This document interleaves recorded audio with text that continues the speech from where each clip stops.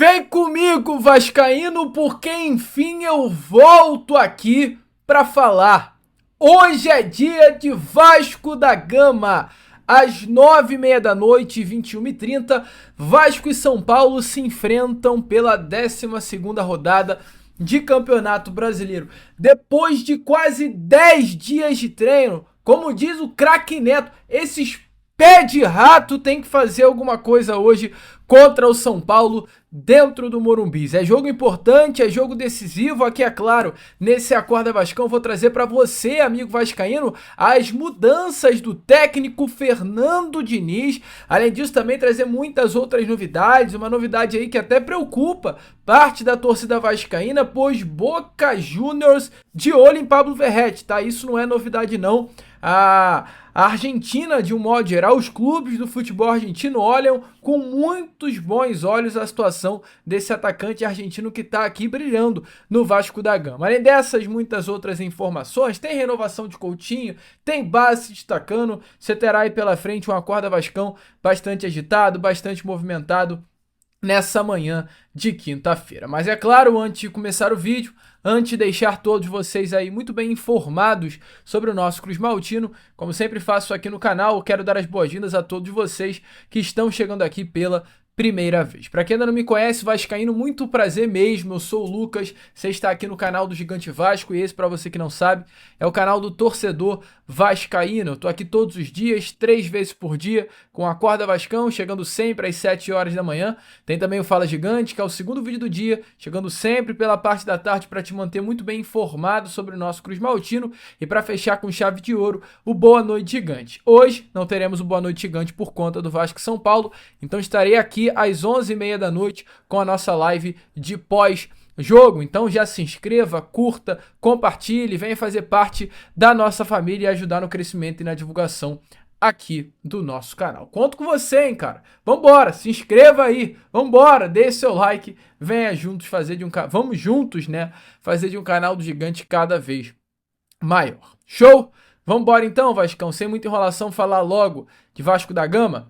Quero começar aqui primeiramente com você, este Acorda Vascão, falando sobre o que aconteceu ontem, amigo vascaíno, não aqui no Rio de Janeiro, mas lá em Caxias do Sul.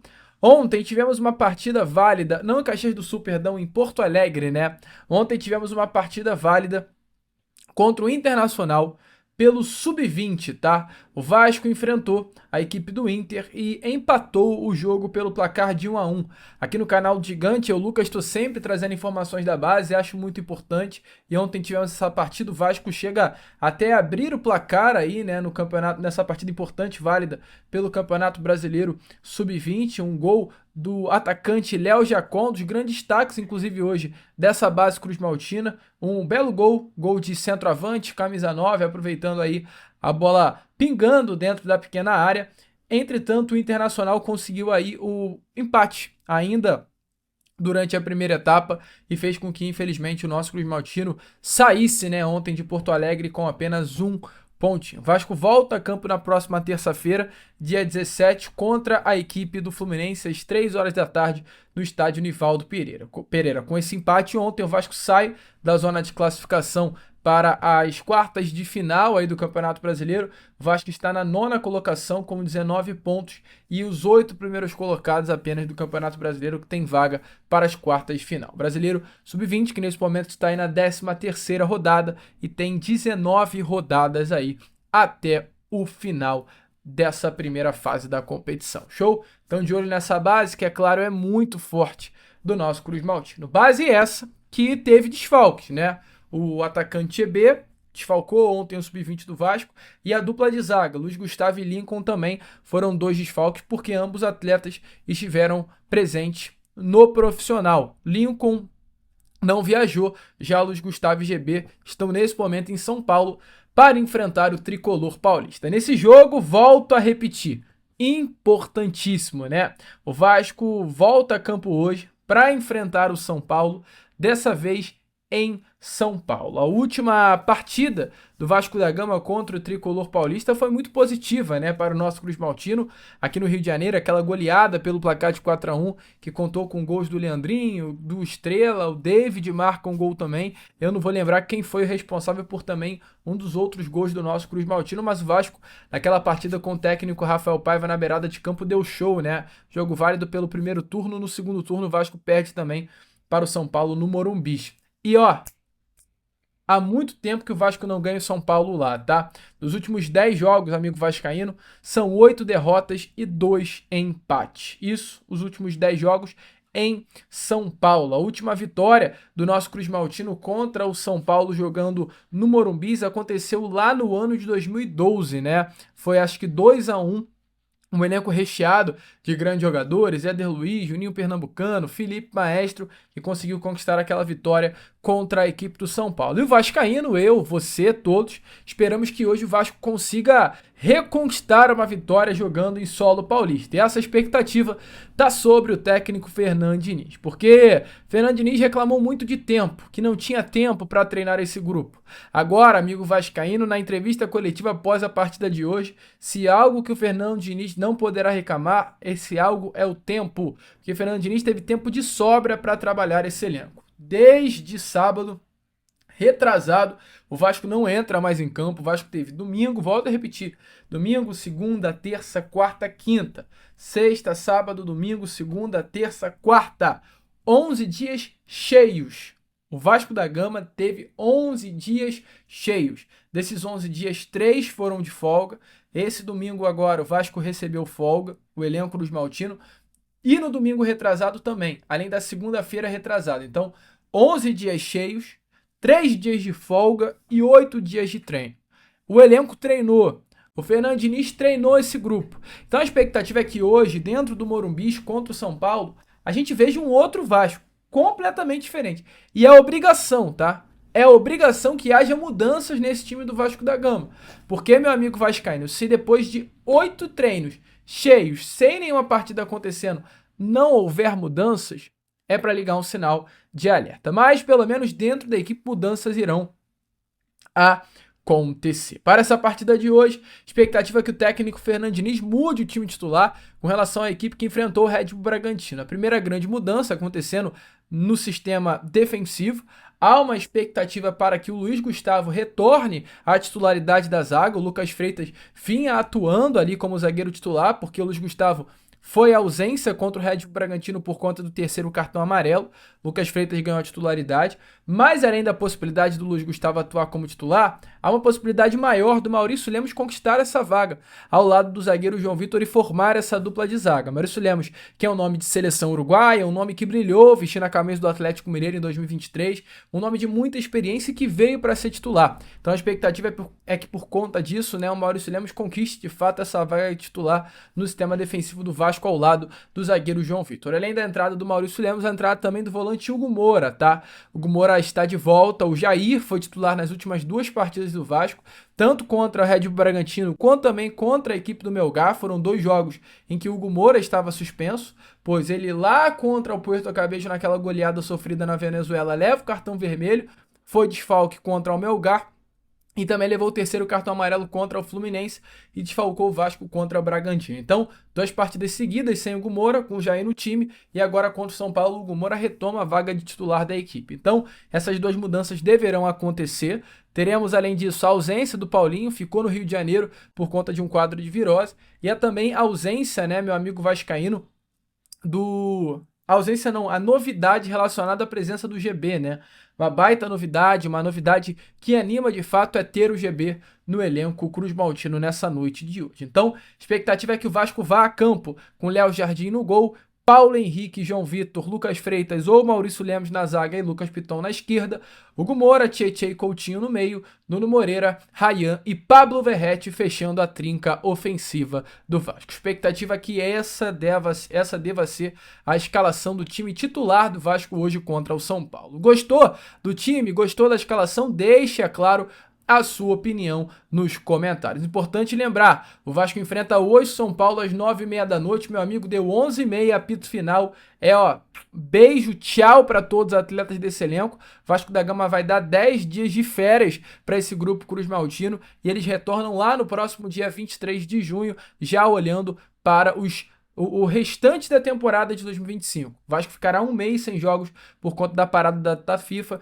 e exatamente por conta desse longo período sem partidas o elenco vai ganhar 10 diazinhos aí de folga, amigo vascaíno. E se hoje tem jogo do Vasco, hoje o torcedor vascaíno espera que tenha gol de um homem, de um cara, de um argentino de 36 anos de idade, 1,87 m de altura, chamado Pablo Ezequiel Verratti, né? O Vasco conta aí com o Pablo Verratti, um argentino que já balançou 50 vezes a rede de adversários do Vasco da Gama, mas ainda não marcou contra o tricolor paulista. Então, hoje, São Paulo pode ser pela primeira vez vítima do atacante Cruz Maltino, né? E até em um desafio recente ao GE, o Verratti foi desafiado a recordar todos os clubes contra os quais marcou com a camisa do Vasco no Brasileiro. Ele não conseguiu completar essa tarefa porque se esqueceu do Cruzeiro, do Atlético Mineiro, do Bahia e alguns outros, mas logo em seguida ele ainda completou e disse: eu sei que eu não fiz no São Paulo, no Palmeiras e no Inter. Esses 3 eu não fiz, mas crava, eu vou fazer. Então o Verratti cravou que vai fazer gol contra o São Paulo. E é claro, o vascaíno espera que hoje, de fato, o homem brilhe com a camisa Cruz Maltina. Mas se o vascaíno quer ver Verratti brilhando com a camisa do Vasco, tem argentino que quer ver também Verratti brilhando com a sua camisa. No caso, os argentinos do Boca Juniors, amigo vascaíno.